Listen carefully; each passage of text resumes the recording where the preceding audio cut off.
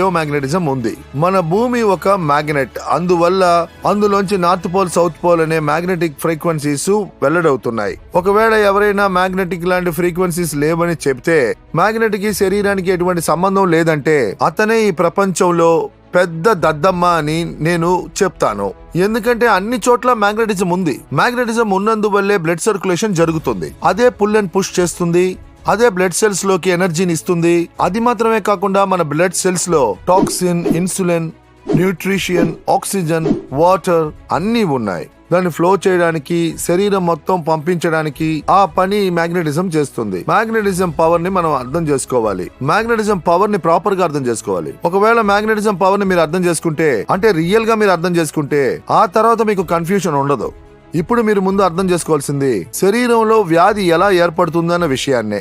శరీరంలో అన్ని వ్యాధులు బ్లడ్ సెల్స్ వల్లే ఏర్పడుతున్నాయి. క్యాన్సర్ ఎందులోంచి ఏర్పడుతుంది? బ్లడ్ సెల్స్ ద్వారానే. కరోనా వైరస్ దేని ద్వారా ఎంటర్ అయింది? బ్లడ్ సెల్స్ ద్వారానే. ప్రపంచంలోని వ్యాధులన్నీ ఎందువల్ల వస్తున్నాయో ఆలోచించండి. ఒకవేళ హార్ట్ కి సరైన బ్లడ్ సర్క్యులేషన్ దొరకకపోతే హార్ట్ అటాక్ వస్తుంది. అంతేకాక పెరాలిసిస్ ఎలా వస్తుంది? ఆర్గన్ పార్ట్స్ కి సరైన మోతాదులో బ్లడ్ సర్క్యులేషన్ దొరకకపోతే పార్ట్స్ అన్ని పనిచేయడం ఆగిపోతాయి, ఫంక్షన్స్ ఆగిపోతాయి. ఏ వ్యాధి అయినా తీసుకోండి, పారాలిసిస్ నుంచి ఏ వ్యాధి వచ్చినా దానికి రూట్ కాజ్ ఒకటే చెప్తుంది: బ్లడ్ సర్క్యులేషన్ కొరత, ఆక్సిజన్ కొరత.